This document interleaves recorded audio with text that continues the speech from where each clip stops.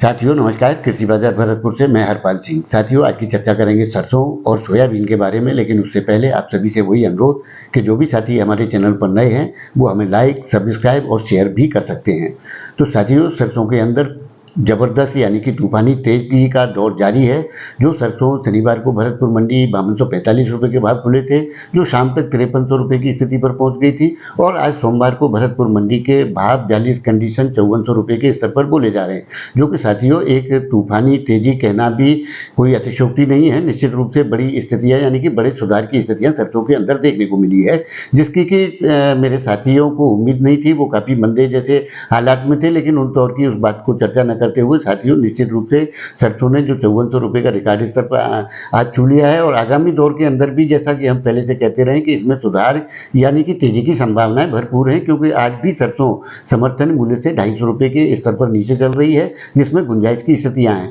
लेकिन साथियों अभी इतनी बड़ी स्थितियां यानी ऐसी तेजी की जो संभावनाएं नहीं थी, जिसके अनुरूप जो तेजी सरसों के अंदर देखने को मिल रही है, लेकिन स्थितियां उसके हिसाब से जो देखा जाए तो विदेशी बाजारों के अंदर सोयाबीन हो,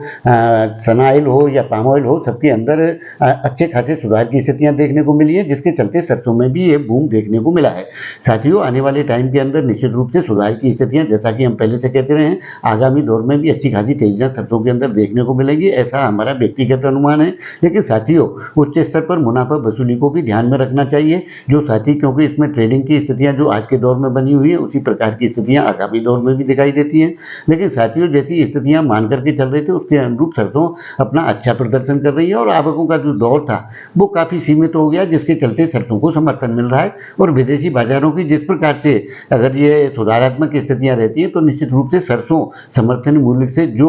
250 रुपये का भी अंतर बना हुआ है उसको कवर करने की स्थिति में आ सकती है। हाँ, लेकिन साथियों इतना तय है कि अब सरसों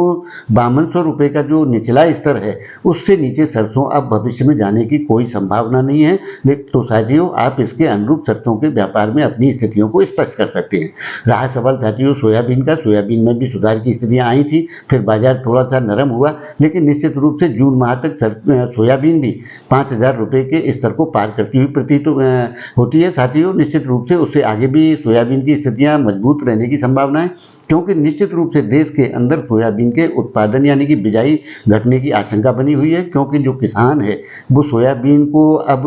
कैश क्रॉप न मानते हुए धान की ओर मूव कर गया है, जिसके चलते सोयाबीन के रकबे में निश्चित रूप से गिरावट आएगी और जिसका असर बाजारों में भी देखने को मिलेगा। तो साथियों आपको हमारी जानकारियाँ कैसी लगती हैं हमें कमेंट करके जरूर बताएं। तब तक के लिए कृषि बाजार की ओर से आप सभी का बहुत बहुत आभार, धन्यवाद।